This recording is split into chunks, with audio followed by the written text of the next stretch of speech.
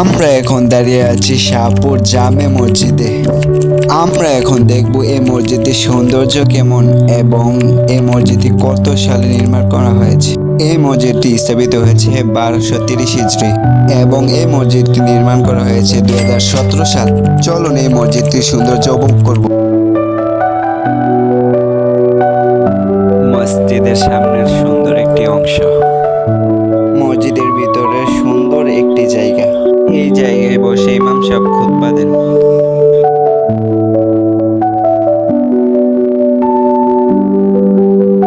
এটি হলো মসজিদের সুন্দর একটি উজুখানা। চলুন এই মসজিদটি উপর থেকে দেখব।